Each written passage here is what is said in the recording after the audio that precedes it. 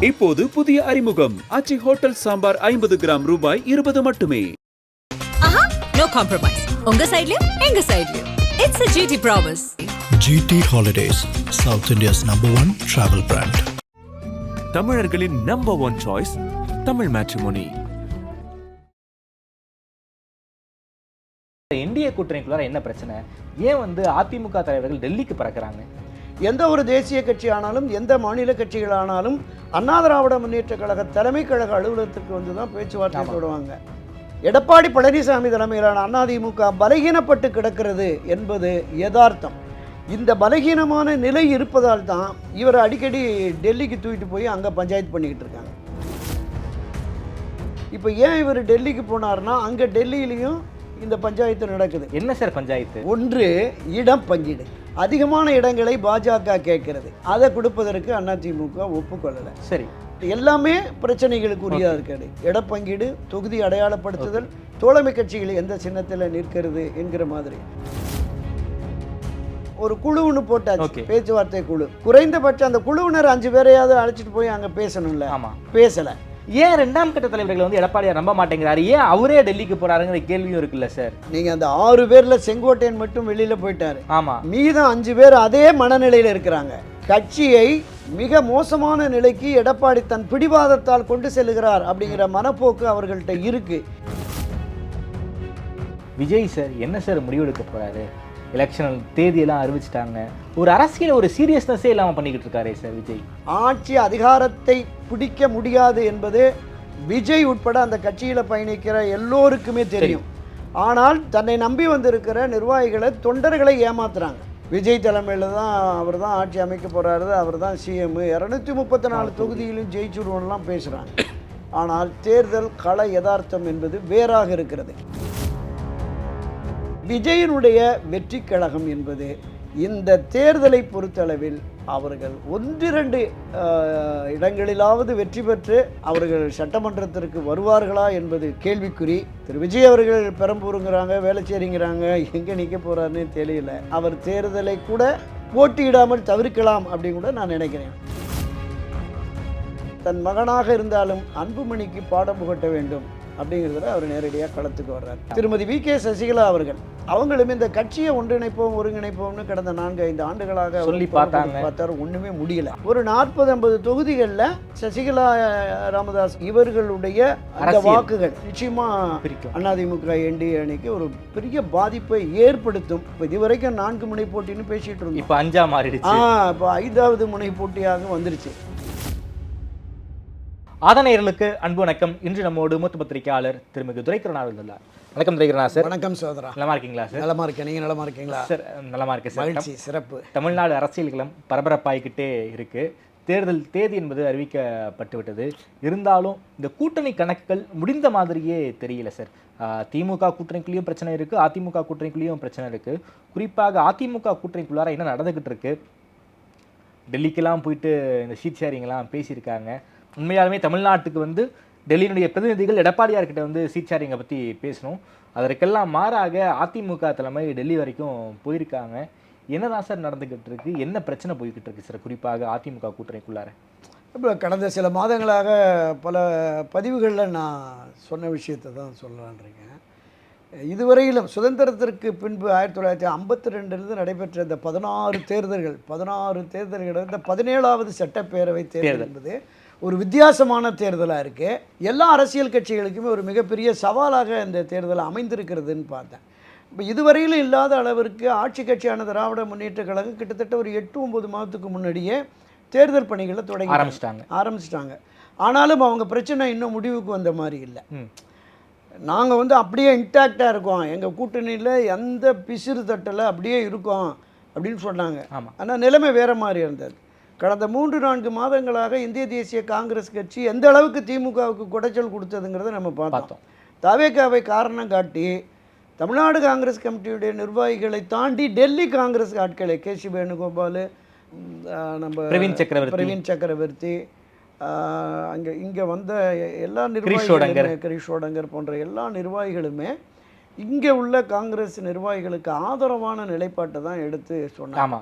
அதிக இடங்கள் ஆட்சியில் பங்குங்கிறத ரொம்ப நெருக்கடி கொடுத்து கடைசியில் ப. சிதம்பரம் புண்ணியத்தில் ஒரு 3 இடங்களை அதிகமாக வாங்கி திமுக கூட்டணியில் ஓகே ஆயிட்டாங்க.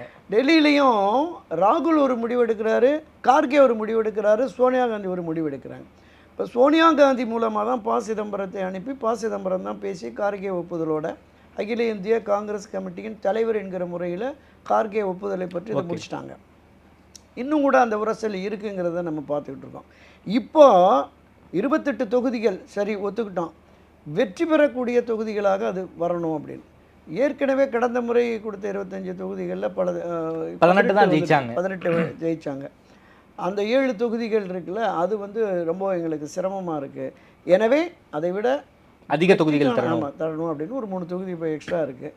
இதில் இடப்பங்கீடு முடிந்தாலும் தொகுதி அடையாளப்படுத்துவதிலையும் பிரச்சனை கிளம்பும். நிறைய இருக்குது. திராவிட முன்னேற்ற கழகத்திலே அமைச்சர்களாக இருந்த 1-2 பேர், சட்டமன்ற உறுப்பினர்களாக இப்போது இருக்கிற 1-2 பேர் தொகுதிகளை காங்கிரஸ் கட்சி கேட்டிருக்கு அவங்க கொடுத்த லிஸ்ட்டில்.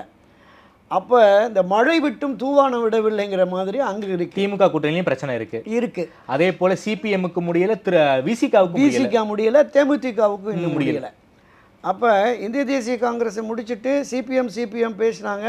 அவங்க வந்து இருக்கிற 6 தொகுதியாவது கொடுக்கணும்னு சிபிஎம் சண்முகம் என்ன சொல்கிறாருன்னா, நான் இப்போ தான் மாநில செயலாளராக வந்திருக்கேன், கடந்த முறை கொடுத்ததை விட ஒரு இடம் குறைத்து வாங்கினேன்னா எனக்கு பொதுவெளியில் மரியாதை இல்லை, கட்சி நிர்மத்தியும் மரியாதை இல்லை, ஒரு இடமாவது அதிகமாக இல்லை, இதையாவது கொடுங்க அப்படிங்கிற மாதிரி இருக்கிறாங்க. சிபிஎம் 5 இடத்துக்கு, சிபிஐ இந்திய கம்யூனிஸ்ட் 5 இடத்துக்கு போட்டு போயிட்டாங்க. மதிமுக 4 இடங்கள், 3 உதயசூரியனில், 1 தனிச்சின்னத்தில்னு அவங்களும் முடிச்சுட்டு போயிட்டாங்க. மற்றெல்லாம் 2-2ன்னு கொடுத்துட்டாங்க. ஐயுஎம்எலுக்கு, கொங்கு மக்கள் கட்சி, கொங்கு இளைஞர் பேரவைக்கெல்லாம் கொடுத்துருக்காங்க. இப்போ இதை தாண்டி நீங்கள் குறிப்பிட்டது மாதிரி விடுதலை சிறுத்தைகள் இருக்குது, தேமுதிக இருக்கிறது, சிபிஎம் இருக்குது, கமலுடைய மக்கள் நீதி மையம் இருக்குது. இப்போ இவங்களுக்கு போக இந்த ஒற்றை இலக்க வரிசையில் இருக்கிற தலைவர்கள் காத்திருக்காங்க. தபிமுன் அன்சாரி, கருணாஸ் போன்றவர்கள், இன்னும் 1-2 அமைப்புகள்லாம் வந்திருக்கு. அவங்க எல்லாமே உதயசூரியனில், அது உங்களுக்கு பெரிய சிக்கல் கிடையாது, இருக்காது. உதயசூரியனில் திரு ஓபிஎஸ் போய் இணைஞ்சிருக்காரு, அவருடைய ஆதரவாளருக்கு ஒரு 4-5 பேருக்கு கொடுக்கணும், அதுவும் உதயசூரியன், அதில் ஒன்றும் பிரச்சனை இல்லை. இருக்கிற திமுகவினரை சரி கட்டி அவங்களுக்கு அந்த தொகுதியை கொடுத்துருவாங்க. சார், எனக்கு ஒரு சின்ன கேள்வி இருக்குது சார். திருமாவும் சரி, கம்யூனிஸ்டுகளும் சரி, 2018 திமுக கூட்டணியில் ரொம்ப இணக்கமாக இருக்காங்க. திமுக செய்த தவறுகளுக்கு சிலுவை அவங்க சுமந்தாங்க சார். திருமா பொது வழியில் திமுக கூட்டணியை பற்றி எந்த ஒரு விமர்சனமும் வைக்கல. அந்த அளவுக்கு ரொம்ப பிரச்சனைகள் இருந்தாலும் அதை வந்து எப்படி அதை கொண்டு போகணுமோ அந்த அளவுக்கு கொண்டு போனார். ஏன் சார் இவங்க கிட்ட விளையாடுறாங்க? கடைசி வரைக்கும் உங்க கூட இருக்காங்க, அவங்களுக்கு ஏன் சீட்டை குறைக்கணும்? கொஞ்சம் கம்யூனிஸ்டுக்காவது விடுங்க, திருமாவுக்காவது கொஞ்சம் 2-3 சீட் அதிகமாக கொடுத்து அவங்களுக்கான பிரதிநிதித்துவத்தை வந்து திமுக அதிகப்படுத்தலாமே. இதை ஏன் பண்ண மாட்டேங்கிறாங்க திமுக? இல்லை தாமரை, இது நியாயமான கேள்வி. திராவிட முன்னேற்ற கழகத்தை பொறுத்தளவில் கடந்த தேர்தலை விடவும் ஒரு 5-10 சீட்டு அதிகமாக நிற்கணும்னு அவங்க விரும்புகிறாங்க சார். 6 சீட்டில் இருந்து ஒரு 8 சீட்டு ஒன்றும் பெரிய விஷயம் கிடையாது சார். 160 155 ஒன்றும் சின்னதுதான், பெரிய அளவில். அதை அவங்க புரிஞ்சுக்க மாட்டேங்கிறாங்க. அது அந்த பெருந்தன்மையான போக்கு இல்லை. கூட்டணி தர்மத்தின் அடிப்படையில் எங்களுக்கு இடத்தை அதிகப்படுத்தணும். நீங்கள் 2021 6-6ன்னு எல்லாருக்கும் இருக்கிற போதே சொல்கிறாங்க. இப்போதைக்கு நாங்கள் இதை ஒப்புக்கொள்கிறோம். இனி எதிர்காலத்தில் இந்த அணுகுமுறையை நீங்கள் கடைபிடிக்காதீங்க. ஏற்கனவே நாங்கள் கிட்டத்தட்ட 20-22 தொகுதிகளில் திமுக நாங்கள் நின்றுருக்கோம். அதனால் இப்போதைக்கு பாரதிய ஜனதா கட்சியினுடைய ஆதிக்கம் தமிழகத்தில் வந்து விடக்கூடாது என்பதற்காக நீங்கள் கேட்டுக்கொண்டதற்கு இணங்க அப்போவே இந்திய கம்யூனிஸ்ட், மார்க்சிய கம்யூனிஸ்ட், விடுதலை சிறுத்தைகள்லாம் சொன்னாங்க, அடுத்தடுத்து வருகிற தேர்தலில் எங்களுக்கான இடம் இரட்டை இலக்கம் வேண்டும் என்பதை அப்போதே சொல்லிட்டாங்க. நாடாளுமன்ற தேர்தலின் போதும் நாடாளுமன்றத்தில் குறைவான இடங்கள் கொடுக்குறீங்க, நாங்கள் ஒப்புக்கொள்ளுகிறோம், ஆனால் எதிர்வரும் 2026 சட்டப்பேரவை தேர்தல் எங்களுக்கு ஒரு கணிசமான இடம் வேணும் அப்படின்னு தான் தொடர்ந்து அவங்க கோரிக்கை வைக்கிறாங்க. இரட்டை இலக்கம் தர முடியாவிட்டாலும் நீங்கள் குறிப்பிட்டது மாதிரி இரட்டை எண்ணிக்கையில், ஆமாம், இந்த 6-6 என்பதை 8-8 கொடுக்கலாம். இப்போ அதுலேயுமே அவங்க எடுத்துக்கல, ஒரு 10 இடத்த குறைச்சி இவங்களுக்கு கொடுக்கல. புதிதாக தேமுதிக வந்துருச்சு, மக்கள் நீதி மையம் வந்துருச்சு, ஓபிஎஸ் அணி வந்துருச்சு, இன்னும் இருக்கிற 1-2 கட்சிகள் இருக்குது. இவருக்கெல்லாம் நாம் பகிர்ந்தளிக்கிற பொழுது இருக்கிற இடத்த குறைச்சிக்குங்கிறாங்க. அவங்க என்ன கேட்குறாங்க, ஒரே மாதிரி பாருங்கள், இந்திய தேசிய காங்கிரஸுக்கு 3 இடம் அதிகமாக கொடுத்துருக்கீங்க. 25 28 ஆயிடுச்சு.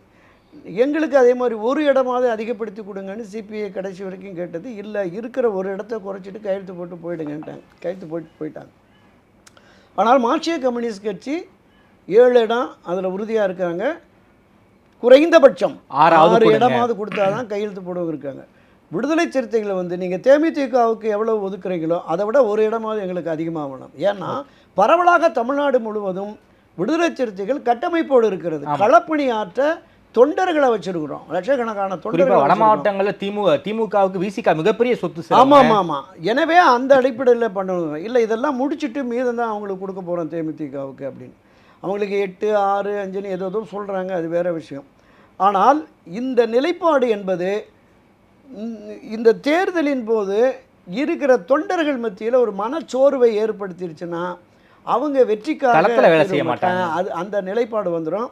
திராவிட முன்னேற்றக் கழகத்தினுடைய அந்த குழுவினர் இதை ஆய்வு செய்து முதலமைச்சர் திமுக தலைவரான திரு ஸ்டாலினை எடுத்து சொல்லி பண்ணினாதான் சரியாக வரும். ஓகே, அது இன்னும் 2 நாட்களில் ஏதோ ஒரு கெடு விதிச்சுட்டாங்க. இன்று நாளைக்குள் 22ஆம் தேதிக்குள்ளனா நாளைக்குள் இது ஒரு முடிவுக்கு வரும் என்று எதிர்பார்க்கலாம். Okay sir. அதே போல் இந்திய கூட்டணிக்குள்ளார என்ன பிரச்சனை? ஏன் வந்து அதிமுக தலைவர்கள் டெல்லிக்கு பறக்கிறாங்க? இந்த அண்ணா திராவிட முன்னேற்ற கழகத்தை நிறுவிய புரட்சித் தலைவர் எம்ஜிஆர் அவர்கள் காலத்திலும் சரி, அதை தொடர்ந்து செல்வி ஜெயலலிதா அந்த கட்சியை கட்டி காப்பாற்றி வளர்த்தெடுத்த அந்த காலகட்டத்திலையுமே தமிழகத்தின் ஆகப்பெரிய அரசியல் கட்சியாக இருந்தது. ஆமாம். எந்த ஒரு தேசிய கட்சி ஆனாலும் எந்த மாநில கட்சிகளானாலும் அண்ணா திராவிட முன்னேற்ற கழக தலைமை கழக அலுவலகத்திற்கு வந்து தான் பேச்சுவார்த்தை தொடங்குவாங்க. நீங்கள் வரிசை கட்டி வருவாங்க. சிறிய கட்சிகள், அமைப்புகள். எனக்கு தெரிஞ்செல்லாம் 90 காலகட்டத்தில் 91, 96 போது 100, 120 அமைப்புகள் வந்தது. சமுதாய அமைப்பு, ஜாதிய அமைப்புகள், பல்வேறு சேவா அமைப்புகள் எல்லாமே வந்திருந்தாங்க. கட்சிகள்னு பார்த்தீங்கன்னா 18, 20 கட்சிகள்லாம் சிறிய சிறிய கட்சிகள் வந்தது. இன்றைய நிலையில் எடப்பாடி பழனிசாமி தலைமையிலான அதிமுக பலகீனப்பட்டு கிடக்கிறது என்பது யதார்த்தம். இந்த பலகீனமான நிலை இருப்பதால் தான் இவர் அடிக்கடி டெல்லிக்கு தூக்கிட்டு போய் அங்கே பஞ்சாயத்து பண்ணிக்கிட்டு இருக்காங்க.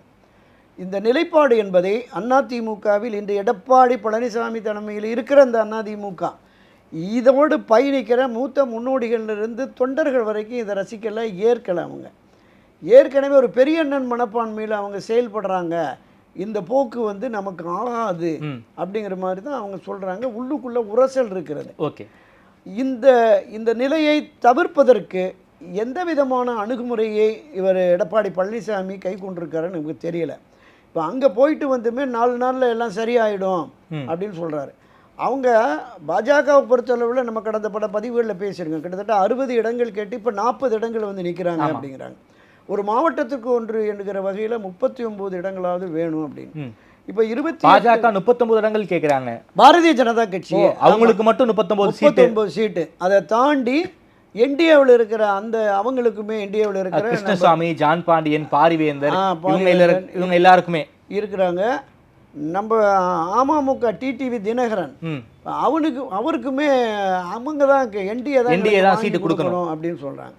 அப்போ இவங்களை ஒரு 160க்குள்ளே அதிமுகவை நிறுத்திவிட்டு அந்த 30, 40, 34, 74 தொகுதிகளை கூட்டணி கட்சி என்டிஏ கூட்டணி கட்சிக்கு கொடுக்கணுங்கிறது அவங்க கோரிக்கையாக இருக்கு. பாமக இருக்காங்களே சார். ஆமாம், பாமகவுக்கு ஒரு 18 இடம் என்னமோ சொல்கிறாங்க. அதையுமே அதிமுக தான் கொடுக்கணுங்கிறது. சரி, இப்போ ஏன் இவர் டெல்லிக்கு போனார்னா அங்கே டெல்லியிலையும் இந்த பஞ்சாயத்து நடக்குது. என்ன சார் பஞ்சாயத்து? நான் என்ன சொல்கிறேன், நீங்கள் என்டிஏ அணிக்கு தமிழ்நாட்டை பொறுத்தளவில் எடப்பாடி பழனிசாமி தான் தலைமை அப்படின்னு டெக்ளேர் பண்ணாங்க.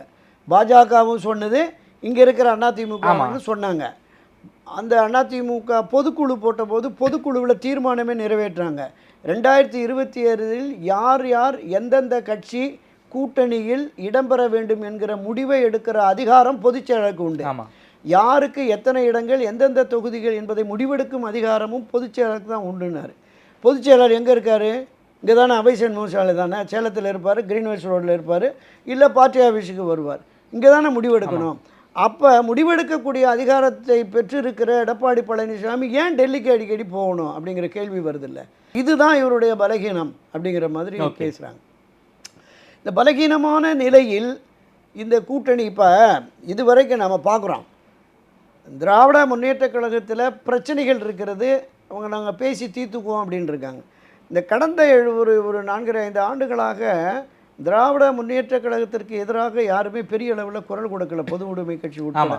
இதை தாண்டி எந்த விழாக்கள் நிகழ்வுகள் நடந்தாலும் அங்கே கூட்டணி கட்சியில் போகிறான், புத்தக வெளியீட்டு விழா, காதணி விழா, எல்லா விழாமே திமுக கூட்டணி கட்சி தரப்புல தலைவர்களை மேடையில் நிக்க மேடையில் வச்சிருக்காங்க. ஏற்றி வச்சிருவாங்க. அங்கே வந்து திமுக ஆதரவு நிலைப்பாட்டில் அந்த கட்சியை ஆதரித்து பேசுவார்கள். ஆமா.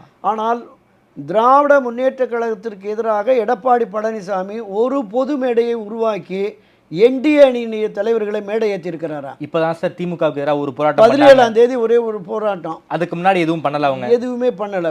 அதில் கூட என்டிஏவில் இருக்கிற பல தலைவர்கள் பங்கேற்றாங்களேன்னு தெரியல, பல இடங்கள்ல அந்த கொடிகளையே பார்க்க முடியும். ஓகே. அப்போ இந்த நிலைப்பாடு என்பது மேலும் இந்த அணியை பலகீனப்படுத்துகிறது. திமுக ஆட்சி கட்சியாக இருக்குது. நான் குறிப்பிட்டது மாதிரி 8 மாதத்துக்கு முன்னாடியே களத்தில் இறங்கிட்டாங்க. ஓகே. அவர்கள் தொகுதி பொறுப்பாளர்கள், மாநில மண்டல பொறுப்பாளர்கள், அமைச்சர்கள்னு போட்டு எங்கெல்லாம் கடந்த தேர்தலில் நாம் மிக குறைவான வாக்குகளை பெற்றோமோ அதில் தீவிர கவனம் செலுத்துங்க, கூடுதல் வாக்குகளை பெறணும்.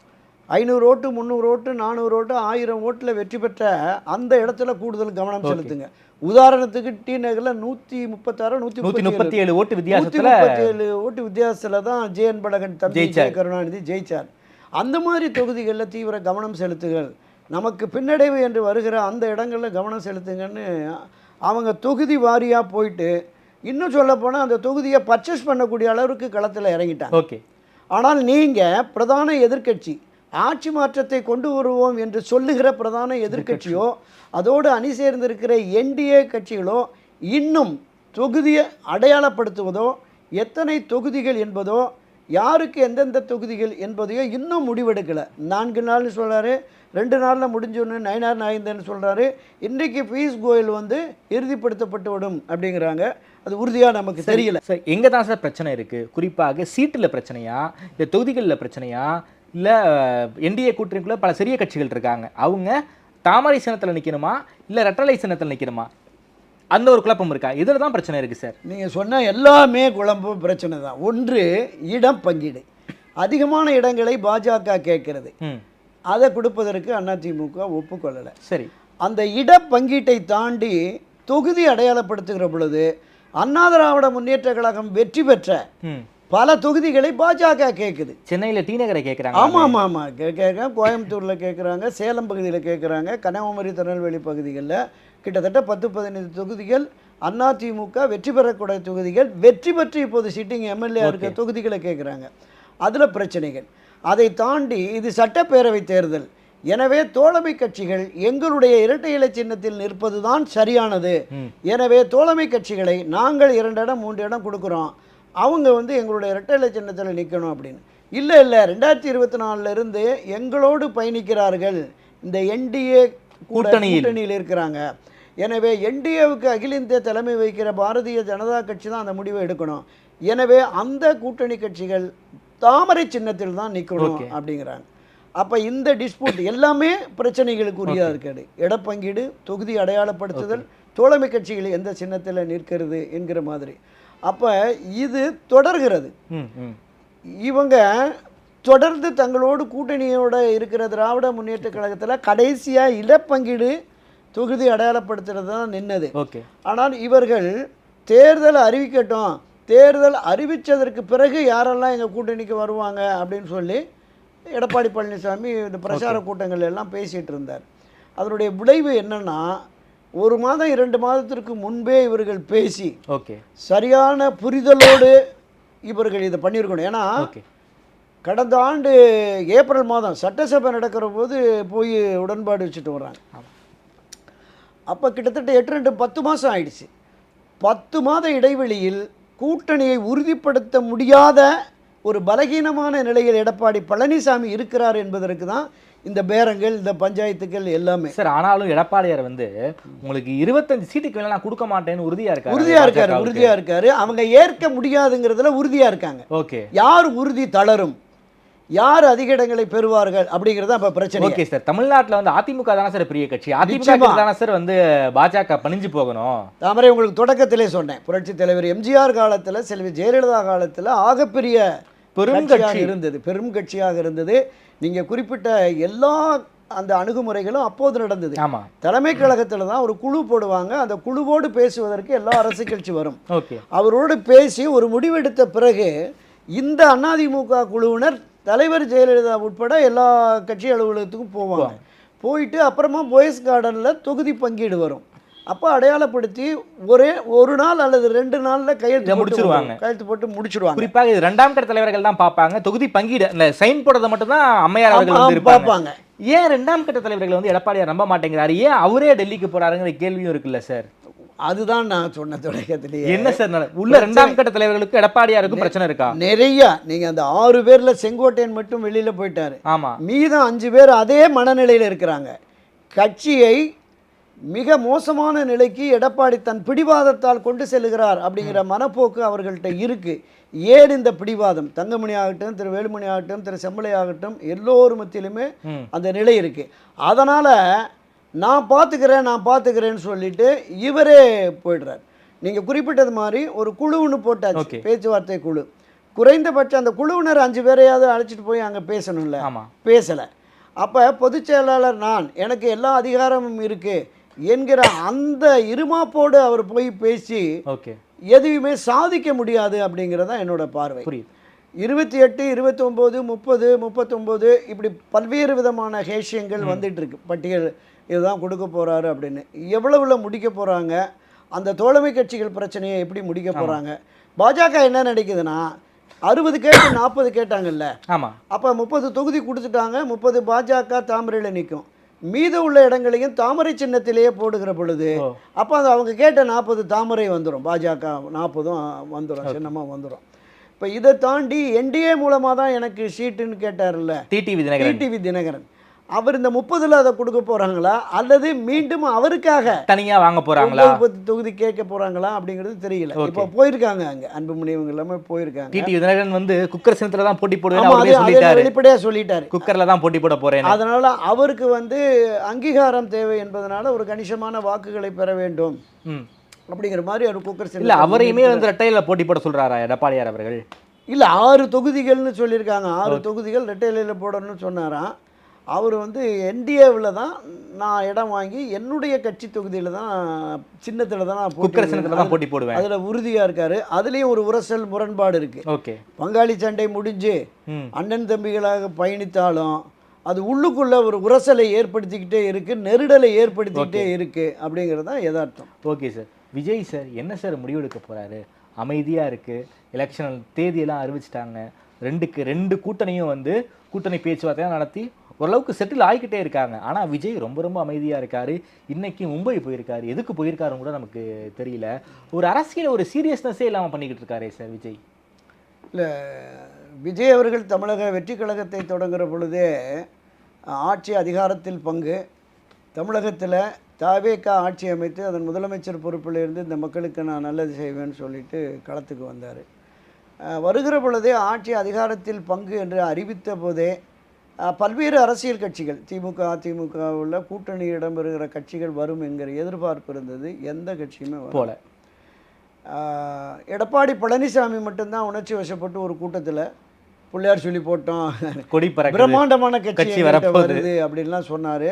தவேக அதையும் கதவை அடிச்சிட்டாங்க. இன்றைய சூழலில் திராவிட முன்னேற்ற கழகம் அரசியல் எதிரி, அங்கே போகவே மாட்டாங்க. கொள்கை எதிரி பாஜக, என்டிஏவுக்கும் போக மாட்டாங்க. அதிமுகவில் நாங்கள் பேசவே இல்லை, எங்களுக்கு தேவையில்லைன்னு சொல்லி டெக்ளேர் பண்ணிட்டார் எடப்பாடி பழனிசாமி. அப்போ தனித்து என்பதை அவருடைய நிர்வாகிகளும் விஜய் உட்பட அந்த இப்தார் நண்பர் கூட அதை வெளிப்படுத்தியிருக்கிறாரு. தனித்து அப்படிங்கிறது தான். அப்போ தன்னுடைய செல்வாக்கு என்ன, எந்த அளவிற்கு வாக்கு சதவீதம் வருகிறது, நமக்கு வரும், ஆட்சி அதிகாரத்தை பிடிக்க முடியாது என்பது விஜய் உட்பட அந்த கட்சியில் பயணிக்கிற எல்லோருக்குமே தெரியும். ஆனால் தன்னை நம்பி வந்திருக்கிற நிர்வாகிகளை, தொண்டர்களை ஏமாத்துறாங்க. விஜய் தலைமையில் தான் அவர் தான் ஆட்சி அமைக்க போகிறாரு, அவர் தான் சிஎம், 234 தொகுதியிலும் ஜெயிச்சுடுவோம்லாம் பேசுகிறாங்க. ஆனால் தேர்தல் கள யதார்த்தம் என்பது வேறாக இருக்கிறது. மிகப்பெரிய வலுவான கட்டமைப்புள்ள திராவிட முன்னேற்ற கழகம், அனைத்து இந்த அண்ணா திராவிட முன்னேற்ற கழகம், இந்த 2 கட்சிகளை தான் மாறி மாறி ஆட்சி அதிகாரத்திற்கு வரக்கூடிய வாய்ப்பு இருக்குது. இன்னும் ஒரு 5-10 ஆண்டுகளுக்கு அதுதான் நிலைமை. நான் பல பதிவுகளில் நம்முடைய ஆதன் தொலைக்காட்சியிலே கூட நான் அந்த விஷயத்தை நான் பதிவு பண்ணியிருக்கேன். தமிழக வெற்றி கழகம் 234 தொகுதிகளிலும் வேட்பாளர்களை நிறுத்துகிற பொழுது 200க்கும் மேற்பட்ட தொகுதிகளில் கட்டுத்தொகையை இழந்து விடுவார்கள் இந்த வேட்பாளர். டெபாசிட் வாங்கவே முடியாது. ஒரு சிலர் தங்களுடைய தனித்த செல்வாக்கால் ஒரு 10-30 பேர் கட்டுத்தொகையை வாங்கலாம். ஆனால் 1-2 தொகுதிகளில் கூட வெற்றி பெற முடியுமா என்பதுதான் மிகப்பெரிய கேள்விக்குறியாக இருக்கிறது. ஏன்னா திராவிட முன்னேற்ற கழகத்தினுடைய வேட்பாளர்கள் முன்னாள் அமைச்சர்கள், முன்னாள் எம்பி, முன்னாள் எம்எல்ஏன்னு வலுவான ஆட்களாக இருப்பாங்க. இந்த பக்கம் அண்ணா திராவிட முன்னேற்ற கழகத்திலையும் கூட்டணி கட்சிகளாக இருக்கிற எல்லோருமே பிரபலமானவர்களாக அறிமுகமானவர்களாக இருப்பாங்க. ஆனால் தமிழக வெற்றி கழகத்தினுடைய வேட்பாளர்கள் என்பவர் அந்த உள்ளூரை தாண்டி தெரிஞ்சிருக்க முடியாது. ஒரு சிலரை அந்த பகுதிகளில் ஒரு சிலரை மட்டும் தெரிஞ்சிருக்கலாம். அப்போ அவர்கள் களப்பணியாற்றி வாக்காளர்களை சேர்த்து வெற்றிக்காக அவர்கள் பணியாற்ற முடியுமாங்கிறதே மிகப்பெரிய சந்தேகம். வலுவான கட்டமைப்புமே இல்லை அங்கே இருக்குது. தாவேகாவுக்கு இல்லை. இப்போ நான் குறிப்பிட இந்த 2 பெரும் அரசியல் கட்சிகளையும் 10 வீடு இருக்கிற ஒரு குக்கிராமத்தில் கூட அங்கே கொடி பறக்கும். ஆமாம். அந்த 10 கிராமத்தில் இருக்கிற ஒரு 30-40 ஓட்டில் திமுகன்னு எடுத்துக்கிட்டா ஒரு 10-20 ஓட்டு, இங்கே ஒரு 10-30 ஓட்டு 20 ஓட்டு வரும். அந்த மாதிரி தான் இருக்குது. தாவேகா அங்கே போச்சுன்னா 1-2 இளைஞர்கள், அந்த ரசிகர் மன்றத்தில் இருக்கிறவர்கள், புதிதாக அரசியல் களத்திற்கு வர விரும்புகிற இளைஞர்கள், அவங்க தான் தாவேகா ஆதரவு நிலைப்பாட்டு இருப்பாங்க. அது வெற்றிக்கான வாக்குகளாக மாறாது அப்படிங்கிறது தான். ஏன்னா அதிகபட்சம் ஒவ்வொரு தொகுதியிலும் 20,000 ஓட்டு 30,000 ஓட்டு வாங்கி சதவீதத்தை உயர்த்துவார்கள். ஆனால் ஜெயிக்க முடியாது. 10%, 12%. ஆனால் வெற்றி பெறுவதற்கான வாய்ப்பு இந்த தேர்தலில் இல்லை என்பதுதான்.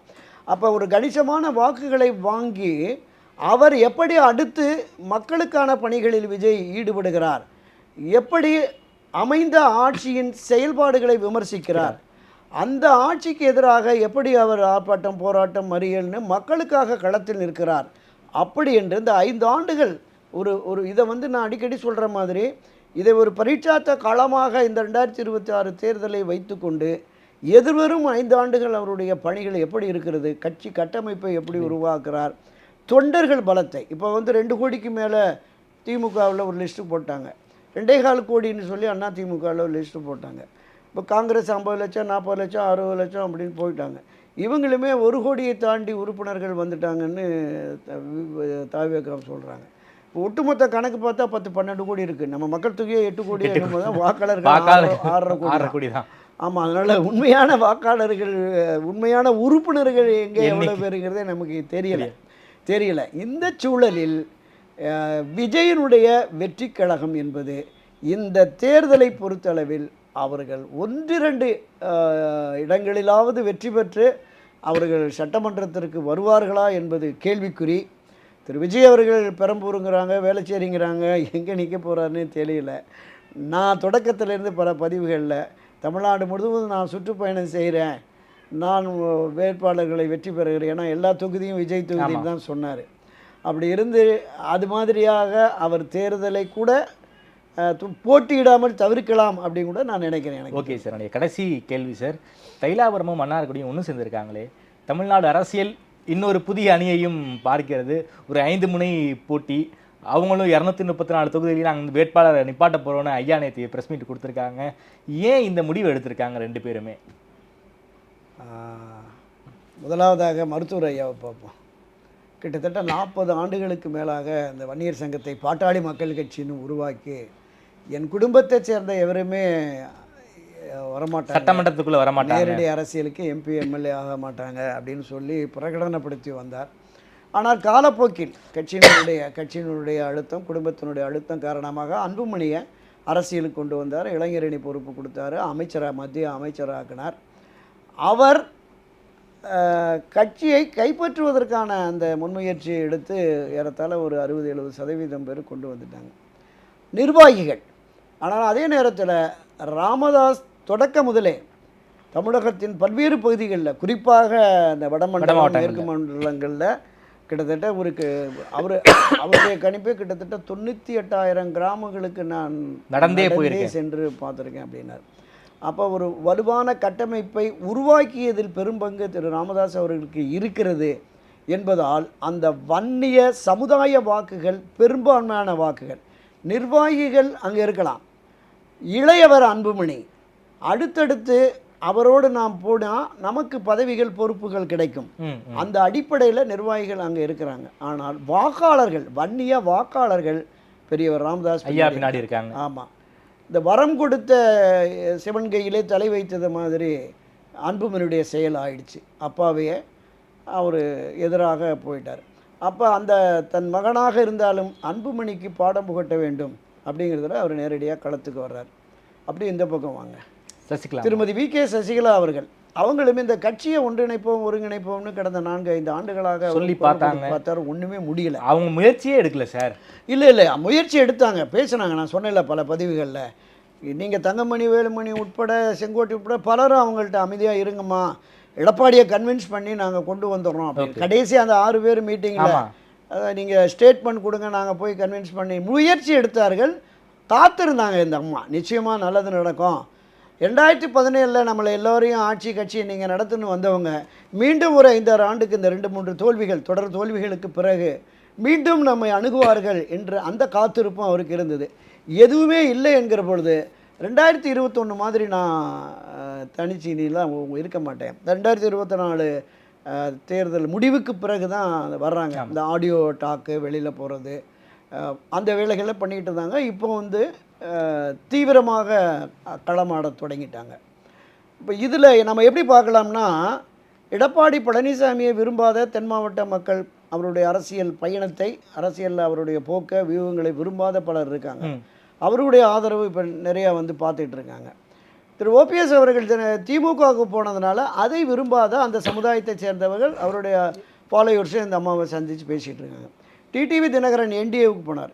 டிடிவி தினகரன் இந்த முடிவை எடுத்து என்டிஏ அணியில் போய் இணைந்து எடப்பாடியை முதலமைச்சராக அவர் பாடுபடுகிறார் என்கிற அந்த முடிவை எடுத்ததன் விளைவாக அந்த டிடிவி தினகரன் இருக்கிற 1-2 மாநில மாவட்ட நிர்வாகிகளை தவிர்த்து மற்ற கீழே இருக்கிறவங்களும் கட்சியே அமமுகவே அவங்களுக்காக சசிகலாவுக்காக உருவாக்கப்பட்டது அப்படிங்கிற அந்த பார்வையில் அவங்களும் போயிட்டாங்க. இப்போ இந்த 3 தரப்பு ஆதரவு நிலையை தாண்டி சசிகலா இதில் பேசுனாங்கல்ல, நம்ம பசுமன் பகுதியில் போய், அதில் திரு எடப்பாடி பழனிசாமியுடைய துரோகத்தை தோலுரிப்பேன் அப்படின்னு சொல்லிட்டு அவர் மாறுவிலும் நெஞ்சிலும் ஈட்டியால் குத்தி என்னை காயப்படுத்திட்டாங்க. நான் இன்றைக்கு உயிரோடே நான் இருந்திருக்க மாட்டேன். அங்கே பெங்களூர்லேருந்து தமிழ்நாட்டு சிறையில் வந்திருந்தா நான் உயிரோடு நிற்பேன் தெரியாது அப்படிங்கிற மாதிரி சொன்னாங்க. அப்போ இந்த பேச்சு என்பது தென்பகுதிகளில் டெல்டா மாவட்டங்களில் இருக்கிற சாதாரண பொதுமக்கள், குறிப்பாக பெண்கள் மத்தியில் ஒரு அனுதாபம் கலந்த ஆதரவு இருக்குது. நீங்கள் ஊருக்கு 100 ஓட்டு 50 ஓட்டுன்னு வச்சுக்கிட்டிங்கன்னா ஒரு தொகுதிக்கு 2000-3000 ஓட்டு தென்பகுதிகளில் இருக்குது. டெல்டா மாவட்டங்களில் இவர்கள் ஆதரவு வாக்குகள் இருக்குது. அப்படியே வட மாவட்டம் மேற்கு மண்டலங்களில் திரு ராமதாஸ் அவர்கள் 6% 6.5% வரைக்கும் பாமகவுக்கு இருந்தது. அப்பாவுக்கு பாதி பையனுக்கு பாதின்னு பிரித்தாலும் ஒரு 3-3.5% ராமதாஸ் இந்த பகுதியில் கொண்டு வந்துவார். அப்போ இந்த வாக்குகள் என்பது அதிமுக என்டிஏ அணியினுடைய வெற்றியை பாதிக்கும். மிக ஆழமாக ஆணித்தரமாக சொல்லணும்னா 2021 தென்பகுதிகளில் அமமுக 22 தொகுதிகளில் அதிமுக வெற்றி வாய்ப்பை தடுத்தது. அதிலிருந்து இன்னொரு மடங்கு ஒரு 40-50 தொகுதிகளில் இந்த அதிமுக வெற்றியை சசிகலா ராமதாஸுடைய அந்த ஆதரவு, இந்த இவர்களுடைய அந்த வாக்குகள் நிச்சயமாக அதிமுக என்டிஏ அணிக்கு ஒரு பெரிய பாதிப்பை ஏற்படுத்தும். இந்த கள யதார்த்தம் என்பதை அவர்கள் உணரலை. இப்போ இதுவரைக்கும் 4 முனை போட்டின்னு பேசிகிட்டு இருந்தோம். இப்போ 5ஆ மாறிடுச்சு. இப்போ 5வது முனை போட்டியாக வந்துருச்சு. இப்போ திராவிட முன்னேற்ற கழகம் அவருடைய அந்த ஓட்டு, திமுக ஓட்டு, கூட்டணி ஓட்டு அப்படியே கன்சாலிடேட் ஆயிரும். ஒரு 5% மக்கள், பொதுமக்கள் ஆதரவு வந்துச்சுன்னா நிச்சய வெற்றி அவர்களுக்கு ஒரு 40-42% கிடைச்சாலே போதும். அப்போ மீதம் உள்ள திமுக எதிர் வாக்குகளை 4ஆக பிரிச்சுட்டு வர்றாங்க. அப்போ யாருக்குமே இதில் வெற்றி சாத்தியமில்லை. ஆட்சி மாற்றத்தை கொண்டு வரக்கூடிய வெற்றி சாத்தியமில்லை என்பதுதான் இப்போது இன்றைய தேர்தல் கள யதார்த்த நிலை. திமுகவுக்கு வெற்றி உறுதின்னு சொல்ல வரீங்க? அதான யதார்த்தம். ஓகே சார், ரொம்ப நன்றி சார். தமிழ்நாடு அரசியல் தொடர்பான பல்வேறு கேள்விகளுக்கு ரொம்ப பதில் சொல்லியிருக்கீங்க. நேரம் கொடுத்து பேசி நன்றி தெரிவிக்கிறேன் சார்.